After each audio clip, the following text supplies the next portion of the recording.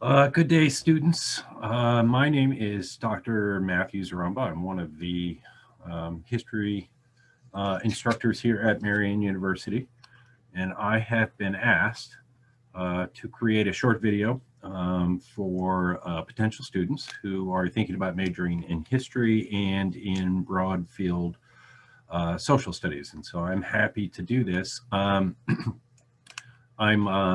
delivering this video address to you via Zoom. And the reason why I bring this up is I might fumble a little bit here and there when I'm sharing on-screen documents with you. So please be patient with me as I'm sharing documents with you. So I'm going to share the very first document here, and that is the program sheet that we use for all history majors. And I will share the Broadfield Social Studies program sheet here in a second. This is the sheet that your advisors will use to track your progress here at Marian University. And on this program sheet, let me scroll through a few things for you.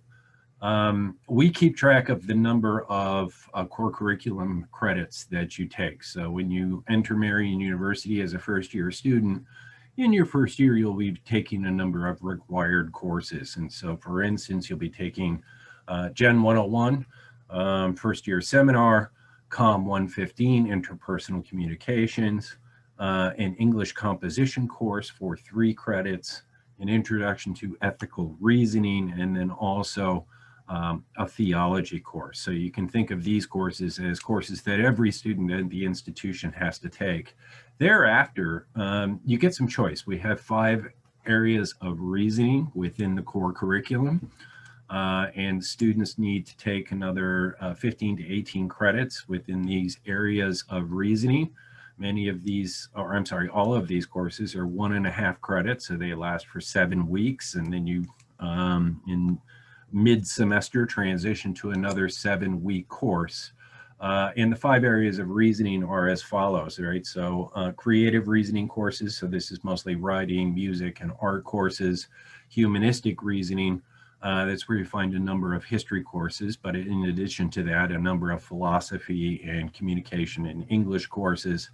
Social scientific reasoning, this includes a number of sociology courses, criminal justice courses, a number of psych courses, social work courses, and then scientific reasoning. So this includes things like bio and physical science, and then finally theological studies. After all, Marian University is a Catholic university. And so there's an expectation that students will learn a thing or two about Catholic theology. And so you'll have to take at least 1.5 credit course within theology, okay? In particular, though, let's take a look at the history major and what's required for the history major. So I'll scroll down here. The total number of credits for the history major is only 30 credits. Which leaves students quite a bit of extra credits, because you do need 120 hours of credit to graduate from Marian University. Our history majors typically have enough credits after completing their history requirements to take a minor field of study, to earn a minor, or sometimes a double major, or sometimes a double major and another minor. So that's one of the advantages of taking history. This is less true for Broadfield Social Studies, but for history, there's lots of flexibility in the courses that you need to take. In the beginning of your time here at Marian as a history major, you'll take a number of 100 level courses. So that includes world history and then both halves of the U.S. History Survey. These 100 level courses are crucial to your development as a history major, because it's in these 100 level history courses that we place great emphasis on analysis of primary source readings. Hopefully, if you have an interest in history, you know what a primary source reading is. That is documents or records that come to us directly from the past, from the time period under study. And it's in these 100 level history courses that you will develop and then hone your skills for analyzing these primary sources. So in these courses, you'll always be analyzing for the author's perspective, the author's point of view, the goal and purpose of primary sources, the audience for primary sources, and how that audience helps to shape or guide the primary source in the past. And then also in these 100 level courses, we'll ask you to think about the credibility of documents that you read. These early analytical skills that you'll develop on the 100 level courses are going to be important as you move forward in your history curriculum, in taking the history of Wisconsin here for 3 credits. But then thereafter, you need to complete 6 credits of upper level history courses. So that's 300 or 400 level history courses in European history. So we have a variety of European history courses here, such as History of England, 19th century Europe, 20th century Europe. 6 credits within upper level American history courses. So for instance, the history of the Civil War era, or history of recent US, or history of American foreign policy. And then finally, we ask students to complete 6 credits, so that's 2 courses of upper level courses in the history of the world. And so this can include like the history of Latin America, history of Africa, history of monsoon Asia, okay? There's quite a bit of flexibility here. Every semester we try to offer at least 2 upper level history courses for our students so they can complete their curriculum on time. I've been teaching at Marian for 15 years, and I can't think of a single instance where we had a history major or a broad field social studies major towards the end of their senior year who was short on upper level history courses. It just really doesn't happen. In addition to the courses that you see listed here, one of the highlights of the history program and of the Broadfield Social Studies program is the fact that history faculty have traditionally taught a number of honors program courses. And these honors program courses, ordinarily they're open to honors program students. That's why they're called honors program courses. But in addition to that, we always let our history majors and Broadfield Social Studies majors take these courses as well, whether they're an honors program student or not. And the reason why this might be of interest to you is that some of these honors program courses are really interesting. They're team taught and interdisciplinary courses. And so that means that you'll have 2 professors for a single course. The 2 professors often come from very, very different disciplines. And they're often focused on special topics of investigation. So just to use my experience, this semester, I'm teaching with a member of our English faculty a history of marriage, family, and childhood. And so we're studying the history of marriage, family, and childhood from 2 very, very different perspectives, from a historical perspective, but also from the perspective of literature and lit analysis. In addition to that, I've taught a course on the history and the philosophy of happiness. I've taught a course on the history and philosophy of utopias and dystopias. I've taught history and literature of the First World War, partnering with another member of the English department. So I bring these up just because these honors program courses aren't listed within the program sheet because they're not offered on a regular basis, but probably at least once an academic year, history faculty are offering some of these kind of special topics and team taught interdisciplinary items for students. All right, so let me transition out of the history program sheet and let me bring up the Broadfield Social Studies program sheet. Here you go. And it doesn't look much different than the history program sheet. So the same core requirements, the same required courses for all students, the same 5 areas of reasoning within the core curriculum. And the history curriculum itself looks much the same. So you'll have to take 3 of these 100 level introductory history courses, the history of Wisconsin, and then 6 credits from upper level European courses, 6 credits from upper level US, 6 credits from upper level world history courses. Now, in the Broadfield Social Studies major, there are a handful of additional requirements. If you look here, you'll see that if you're a Broadfield Social Studies major, you'll have to take either macroeconomics or microeconomics. You get a choice there. In addition, you'll have to take a 1.5 credit history of technology.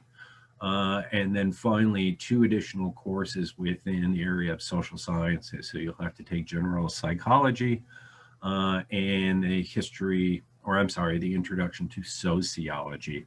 One other thing I want to mention to the Broadfield Social Studies majors is as follows, is that you'll actually have 2 advisors here at Marian while completing the Broadfield Social Studies major, because you'll have to major in education for middle and secondary education, and that means that you'll have an advisor from the education department who will advise you on education matters, and then I'll serve as your advisor within history for the Broadfield Social Studies major. So I think the thing that's kind of noteworthy about that is that you have 2 advisors kind of looking out for all of the requirements and making sure that you complete your degree on time at Marian with no extra expense and no extra time. One last thing I want to share here with students is another thing that kind of makes the history program unique at Marian, and that is that the history program has offered students over the years, dating all the way back to 2011, a number of short-term study abroad courses. And ordinarily the way that this works is that history faculty will offer a course during the spring term, like an entire semester-long course. And at the end of that spring term, usually in May and the beginning of June, at the conclusion of the term, history faculty will then travel with students to an overseas destination in order to continue study within that particular course. So for instance, I did this most recently during the spring of 2019. I offered a semester-long course on the history of the Holocaust. And at the end of the spring term, traveled with 20 students to Poland for 2 weeks, and we continued studying the history of the Holocaust while in Poland. So what you're seeing here are just a handful of photo from that trip to Poland. One thing to keep in mind is that history of the Holocaust is pretty heavy subject matter. So as you can see from the slides, you know, we don't spend the entire 2 weeks studying the history of the Holocaust. I think it would just be too much for everyone.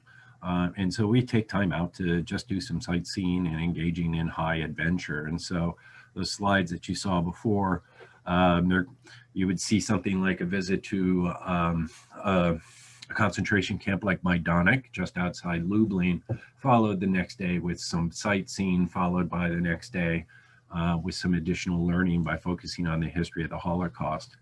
In addition, I've offered 3 short-term study abroad courses along with other history faculty and English faculty to Ireland, once in 2011, 2013, and 2017.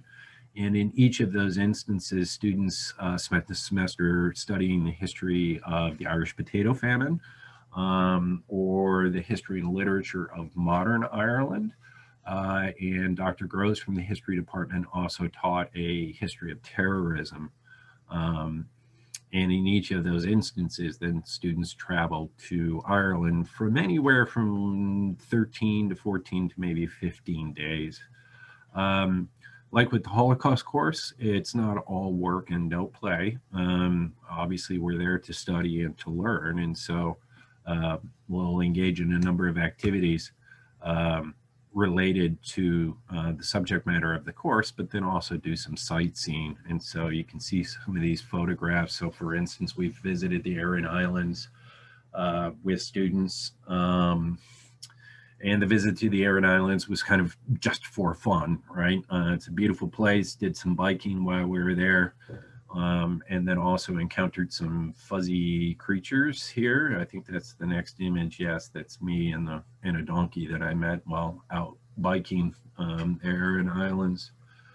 In addition, mountain climbing. So here's this mountain Crowpatrick in County Mayo. And the reason why we were visiting County Mayo is it's one of the hardest hit areas during the famine. But there are a number of things to do in County Mayo besides learn about the famine. And one of them is to climb this legendary mountain known as Crowpatrick. Done this twice with students. One time it was quite windy and rainy and foggy, but another time the weather was absolutely gorgeous, and a handful of us made it all the way to the top of the mountain and took some splendid photographs. These are also some shots of other sightseeing activities that we engaged in while we were in Ireland. Like I said, it's not all work and no play while we're traveling overseas. One thing I'm going to mention is that if you're interested in doing this sort of thing, there's a very, very, very good possibility that I'll be reteaching a history of the Holocaust sometime in the next year or two. And I'll be doing that in partnership with Dr. David Leister from the philosophy department. And most likely we'll be offering a history and philosophy of the Holocaust, and then again traveling with students to Poland for 2 weeks. So as I explained before, like I said, I think this is kind of a unique thing that the history program can offer to its students and its majors, Broadfield Social Studies majors and history majors. I have no reason to believe that we will not continue to offer short-term study abroad trips in the future. And while study abroad might be expensive, or you may think that, you know, it's not something that can be done in a post-COVID world. I think eventually international travel will return to all of us. And I know that the history faculty are interested and eager to offer additional trips to students in the future.